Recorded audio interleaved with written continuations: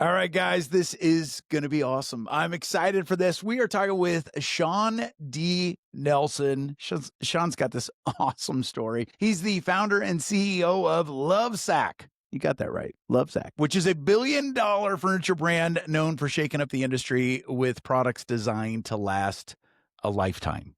And I mean that. He does too. But Shawn's story started with this big old bean bag and a crazy dream all in his parents' basement, which I'm looking forward to diving into. But since then, he's built a wildly successful company, a public-based company. He's also won Richard Branson's reality show, The Rebel Billionaire, and he's become a leading voice for mission-driven entrepreneurship. He's a husband, a dad of 4. He's the host of Let Me Save You 25 Years podcast, where he shares unfiltered stories of building something that matters. He's got a best-selling book by the same name that is amazing, so you're going to want to grab that. We'll put links to everything in the show notes. And Shawn's story is exactly the kind of story we love to dive into with Dream, Think, Do, so you're going to love this. So let's get to it. Shawn, how are you, my man? Good. Thanks for having me. I love this. Absolutely. Your story is amazing.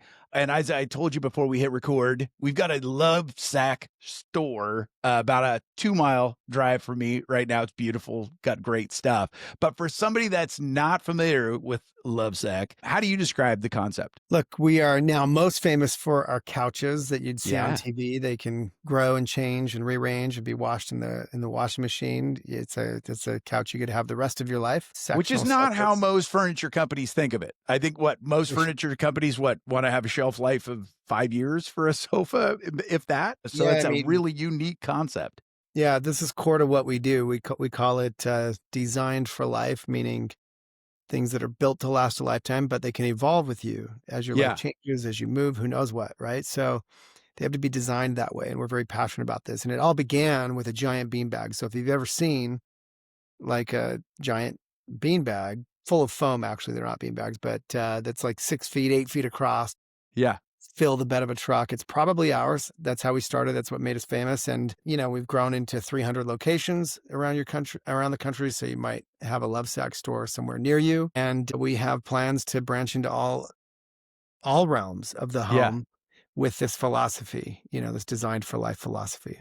Which I love. And it's funny because before we had this store, we have a creative space close by that I get to use. It's a software company that has a meeting space that they make available to people that work with them and things. And they had 2 of your LoveSacs, which are these immensely huge beanbag chairs would be the best way to describe them, right? And it's funny because whenever I have an event there, there's like a tractor or like they just pull people in. They just Yeah. like, you can't help but just walk up and just do that, iced tea plunge right into these bad boys.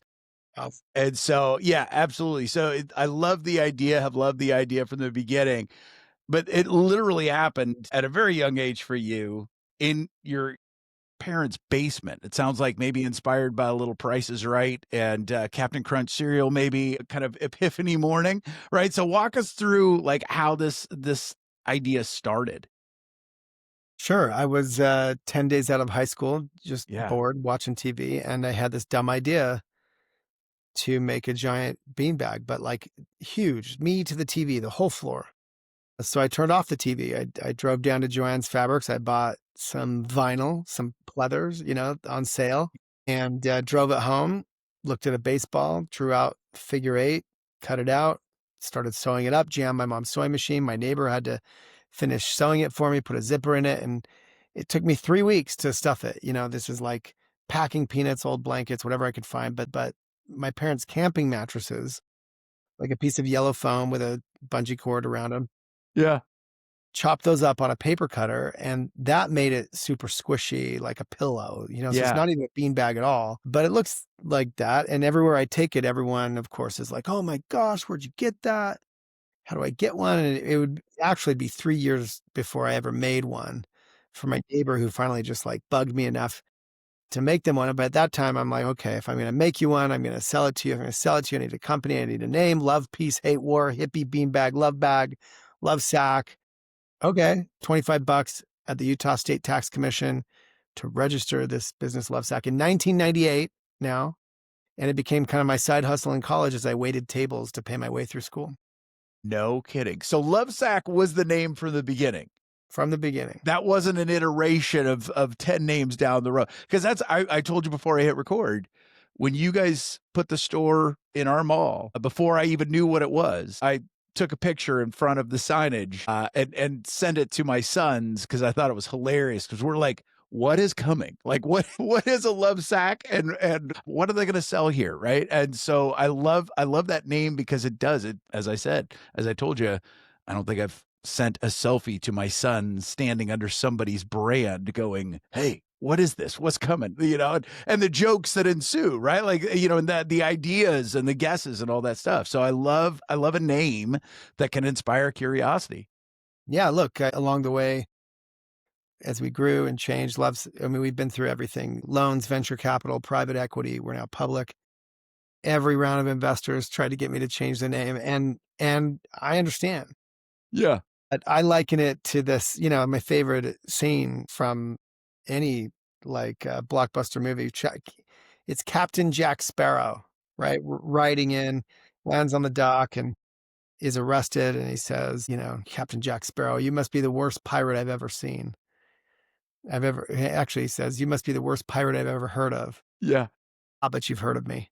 And so Lovesac is one of those names, like it or hate it, it's sticky. And I think my favorite billboard that we really should use on our new store openings was always lovesac.com is not a dirty website, That's exactly those ideas ensue. Well, and I love that you love that scene with Captain Jack Sparrow, because what's amazing about the Lovesac name and story is interesting in that you've probably heard, but Disney executives repeatedly showed up on that set trying to convince Johnny Depp and the director to not go that route. They thought it was crazy. They thought they were just burning cash, that this movie was going to go nowhere Yeah. because Johnny Depp took that approach, and it's that kind of magic that set it apart, that made people take notice. And so I love that about the name. But like, the name is not the only thing that you're doing to do something differently. You literally are trying to build furniture that could last a lifetime, Sure. which is a entirely different model than most furniture companies. Most furniture companies, I'm sure, want people to buy a new couch every, 7 to 10 years, if not more. Why take the approach of building something that can last a lifetime when it comes to furniture or anything that you're But yeah, well, that's, it's not even a furniture thing. Yeah. All the stuff we own, obviously the most famous, our iPhone. And here you have the biggest brand in the world that has only gotten that way by selling us the same thing every, 18 months or whatever. And it's really gross, and it's totally intentional to the point where it's not even a conspiracy anymore. It's not even, Right. hidden anymore. Though it's well known that they'll adjust their software and do these updates to smoke out your battery and won't let you change your battery, right? Just so they can sell you a new device. And like, congratulations, Apple, you win the biggest company in the world award. But meanwhile, people know that it's terrible. People know that it doesn't have to be that way. And it's not just Apple. I mean, the jeans you're wearing are probably now too tight or too baggy, depending on the Exactly. Depending on the month, for crying out that's loud, right. right? And if you don't succumb to changing them, not only will they shame you into it, but they'll enlist your children to, like little communists, to come around and shame you into, buying new jeans because you're out of date.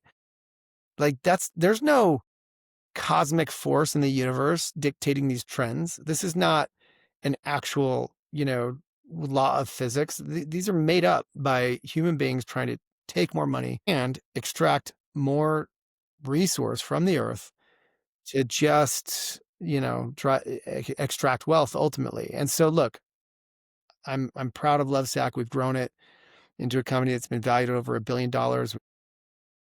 We've sold billions in Sactionals.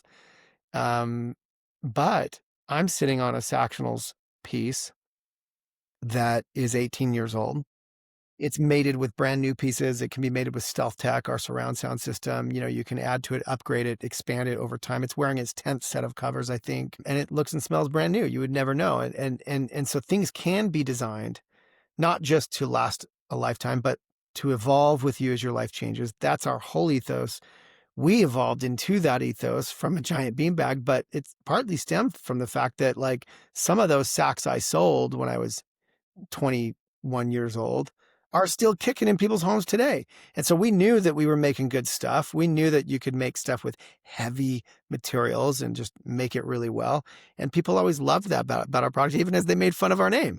Right. Exactly right. Yeah, Yeah. laughing all the way, right? Yeah. Yeah. So I believe, look, I guess the two main guideposts for this company are first our purpose, which is to inspire humankind to buy better stuff so they can buy less stuff, which of course is a controversial thing for a company that makes stuff to say, especially to its investors, Right. but it's working, Right. You right? continue And to then grow, right? Like that is the amazing thing is you don't just sell furniture, you are on a mission and you are inviting others to join that. And that I appreciate that so much about what you guys are doing. And it is crazy what we have learned to just accept as well, of course I have to get a new phone every 2 years. That just makes sense. Like, well, no, it doesn't have to be that way. look, you and I could both imagine what a designed for life phone could look like. And maybe it won't last a lifetime, but maybe 5 or 10 years, you could Exactly. 10 crack years you would the think would camera be and doable. Yeah. upgrade your technology, at least replace the battery. They purposely won't let you do that. And it's gross, man.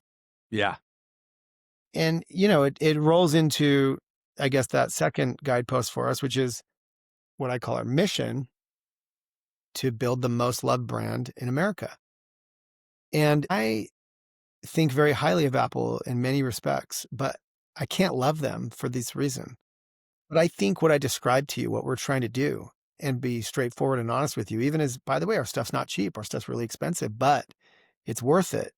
I think that's a brand that over time people can grow to love, especially, by the way, if they live with this thing for 5 or 10 years and they start to, was DMing with my own two thumbs on Instagram with a customer yesterday about their kid puking on their Sactionals and like, what should I do about this? And I'm giving them advice on how to throw them in the washing machine, then take your inserts out and like hose them down, leave them in the sun. It doesn't, you know what I Yeah. mean? This is real life, man. And I think that this is a brand wrapped around this ethos that I've described that can go on and become the most loved brand. And if it takes the rest of my life to do it, that's what we're going to do. And we'll expand. So in that, obviously I'm preaching this gospel of stuff that could be with you the rest of your life if you wanted to. Clearly, there's a business model flaw in that. Apple has generated, so much of their wealth by doing what they do, but they were never forced by us to do the next thing. Like, in fairness, had we simply not stood for it, the great Apple might have spent their hundreds of billions in cash curing cancer, Yeah. solving traffic. I don't Yep. know, Yep. something instead of better memojis. In my case, the implication is clearly we'll need to branch out into other realms, compete for other categories, and grow our business that way, which is, I think, the right way. So look, we may never be the biggest brand in the world, but I think we can build a pretty big brand that's well loved Well and be loved. proud Yeah. of what we've built. I love that. I love that. So, with Dream Think Do, we get to talk with a lot of people who have what some would consider crazy ideas in the beginning, which often become then self-evident, obvious success stories. But that had to be crazy early on, or at least maybe you thought you were crazy, or maybe some people accused you of being crazy for not only making this first big beanbag, but also hauling it around in your truck to drive-throughs and drive-ins and camping trips and all of this stuff. But in those early days where you decided, you know what, we're going to try to make this a product. How did you stay sane? How did you stay true to the idea? Because in your book, I appreciate, the transparency. You're definitely open that it's not been an easy road. There's definitely been a lot of setbacks and some of those would be considered wildly unfair and hard. How have you stayed true to continue to walk this out, especially in the early days? Because we've got a lot of people with big ideas that might be in that season where they think I'm crazy, but I think I might need to do something with this idea. Well, I guess there are lots of things I have to say. Number one, do something. That's the first Shawnism in my book. So that my book, Let Me Save You 25 Years, which is also the name of my podcast, where I expound on these Shawnisms and others very deeply with very successful people. But it opens with just do something. And I told you my do something moment. I got off the couch, drove down, bought some fabric, obviously, like I had no idea I was doing, product development. I had no idea I was doing market research when I took the thing out to the drive-in movies and people wanted one. But that's what I was doing. And look where it led. We have 300 stores. We have 2,000 employees. We're a publicly traded company on NASDAQ. In between, though, I mean, LoveSac is the quintessential slow build, one bad time after another, every setback you can imagine, even to the point of full Chapter 11 bankruptcy, start over in the middle, humiliating situations like that, surviving it all. And you ask, how do you keep going? In the middle of that reorganization where I had to both run the company, keep it moving with no funding, no money, no promise that it would even survive, to try to emerge from Chapter 11. I go to my parents, they don't have a lot of advice. They're self-employed, not really entrepreneurs in this sense. Ballet teacher, a real estate agent, my dad. And I'm asking him, what should I do? I've ruined people. They've lost money on this business. We have all this debt. We have to live through this. I'm being accused of who knows what. Meanwhile, I got to show up to work and keep everyone smiling and keep selling through this, even as we're shutting Right. stores down. And my mom's a bit upset and sees me upset and finally just gives me this piece of advice. I talk about this in my book.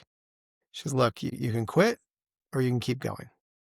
And I know that sounds really dumb, but this is the basic logic that we are faced with every day when we wake up and every minute throughout the day. You can quit or you can keep going. And I think if I were to give advice in that, to that end, unless you become certain that it's time to quit, and I have quit things. There are projects, there are moments there I can think of, events where I've quit, and I've been tempted to quit LoveSac 1,000 times.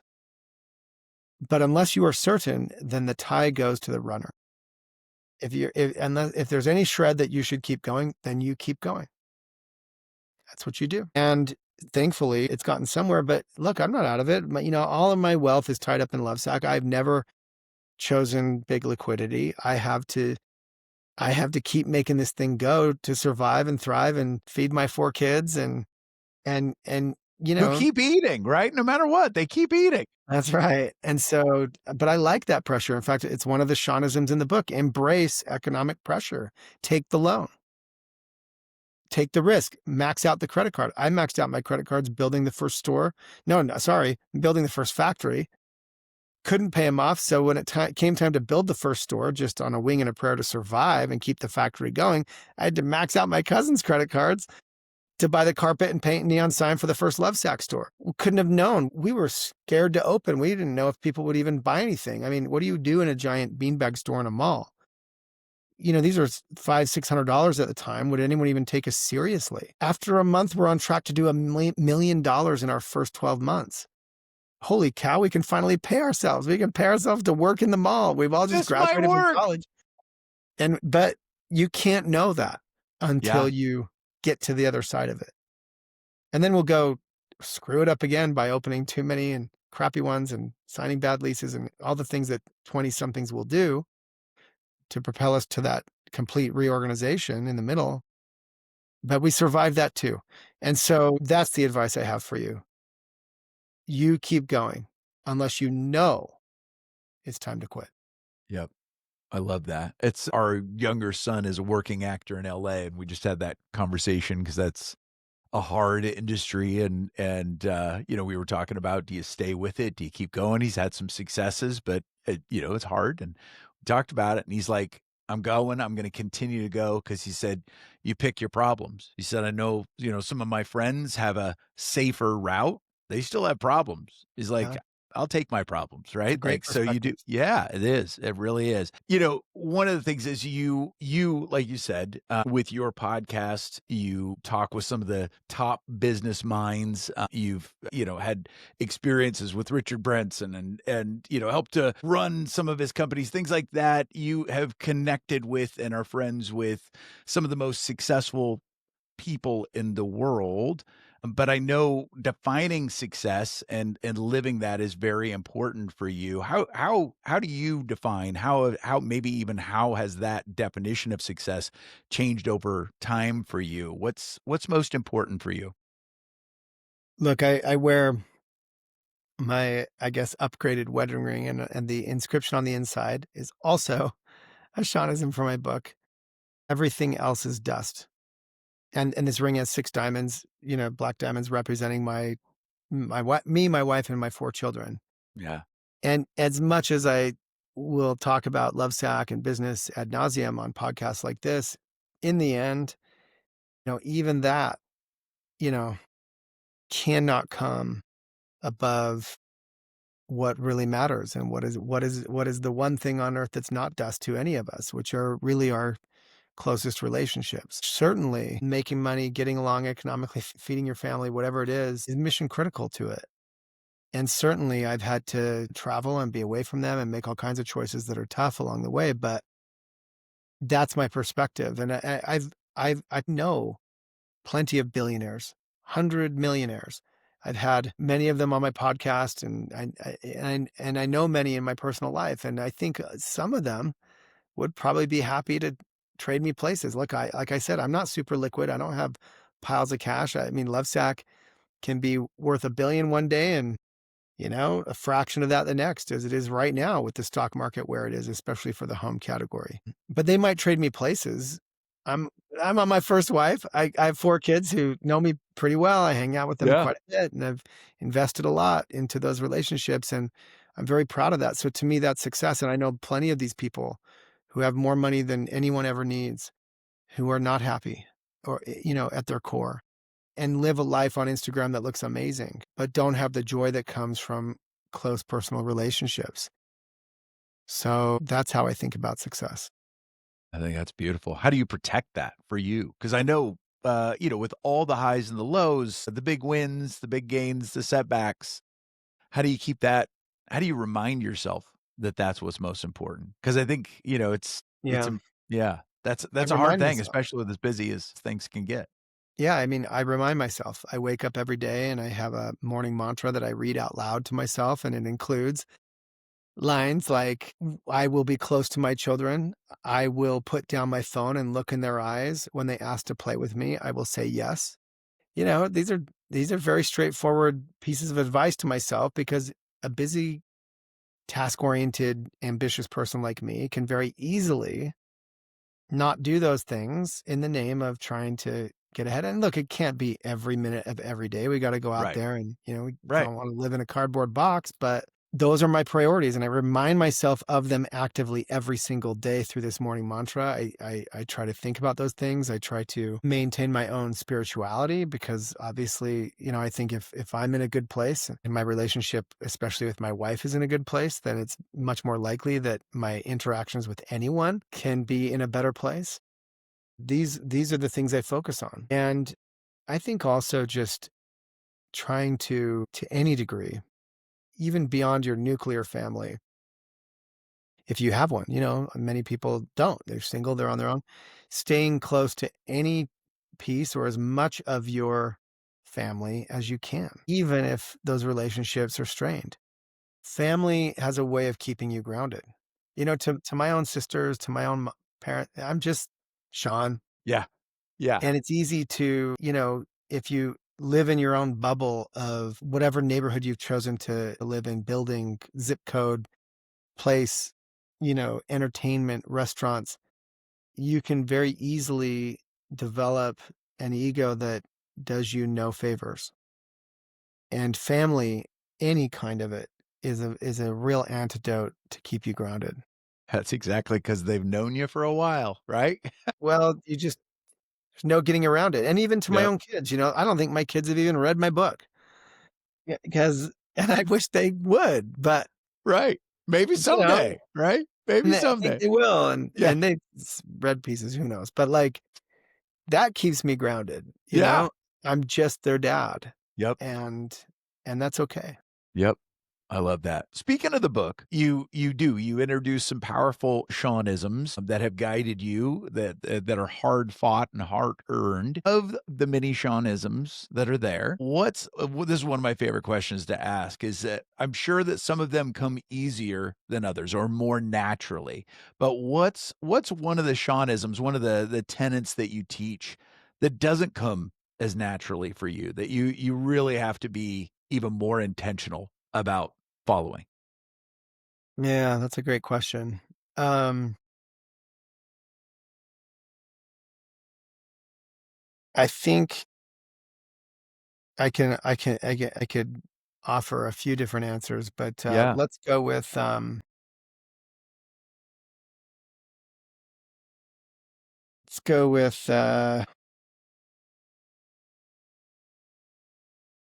embrace uncertainty. So, humans, in my opinion, can deal with all kinds of trouble, but it's almost like the threat of trouble is worse than the trouble. And I think that entrepreneurs do have a natural capacity. People that are attracted to entrepreneurship, people that are successful through entrepreneurship, have a natural capacity for dealing with uncertainty that I don't think it's talked about enough. I think it's a weird thing to talk about. It's hard to put your finger on. But if I were to say what is the common thread between successful entrepreneurs, it would probably be that.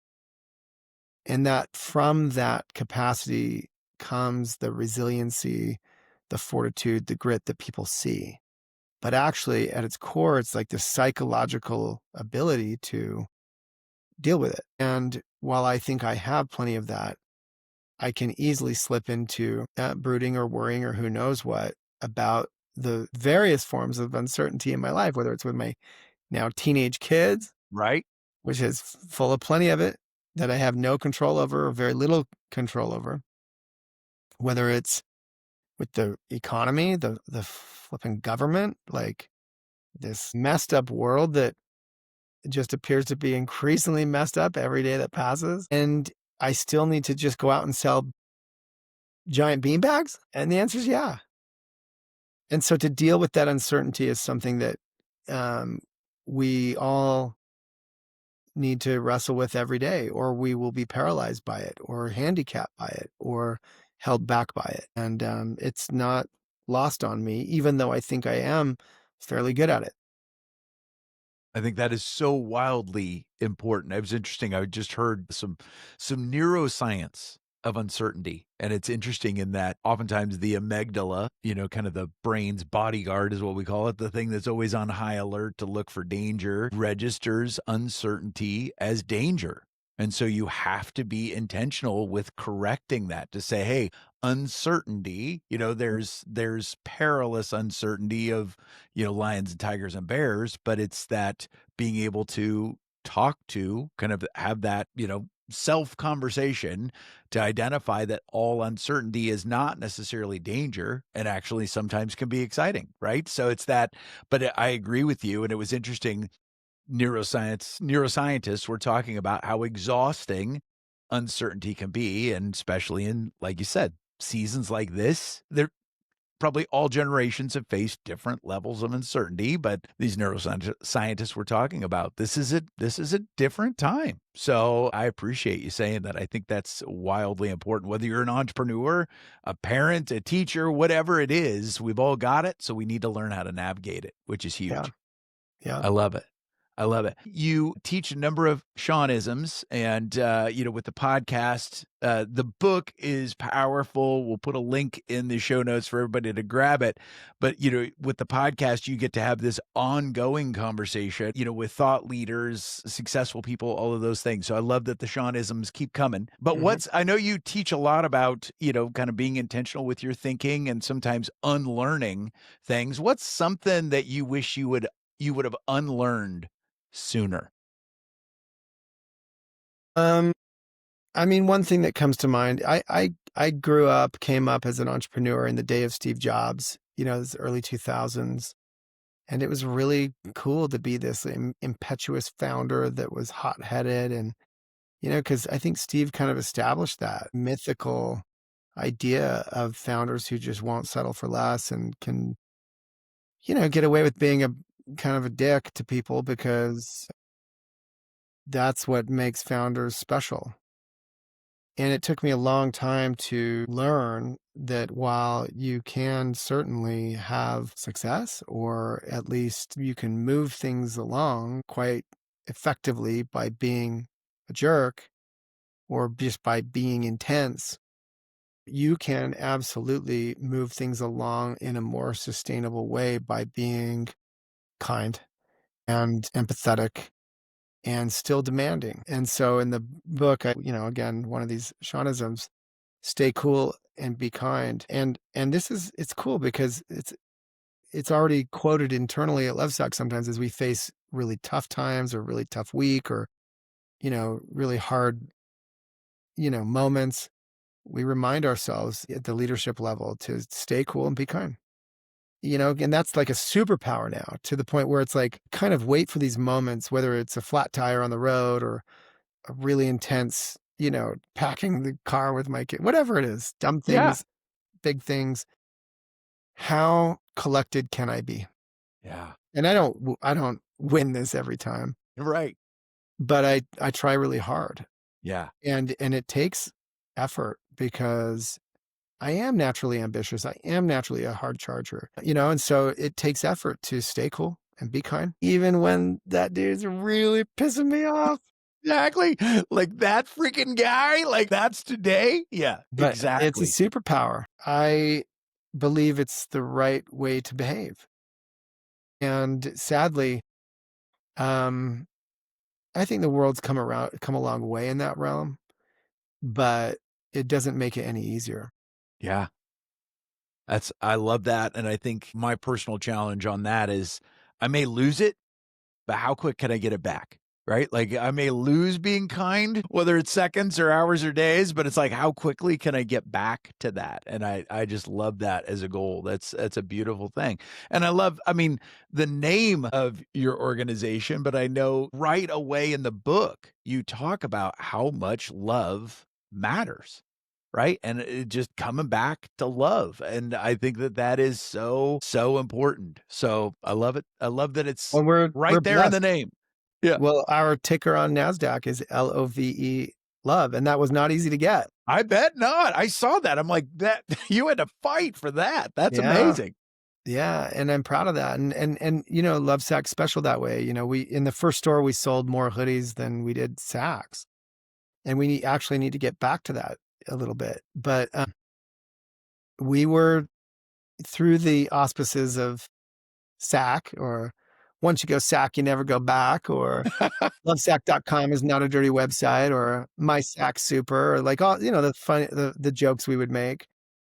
We're putting the word love on teenage boys' chests, or and it's a good force in the world, even if it's gets there through those means. And so I'm really proud of that. And that's why, again, why I believe Lovesac will go on to be a Nike or an Apple, or something that's here for 100 years. And we're just in the middle of it. We Yeah. haven't made it. We have a Yeah. long way to go. It's taken us way too long, and for lots of reasons. I screwed up too many things in the early years, but we're now on that track, and I think we're going to do exactly that.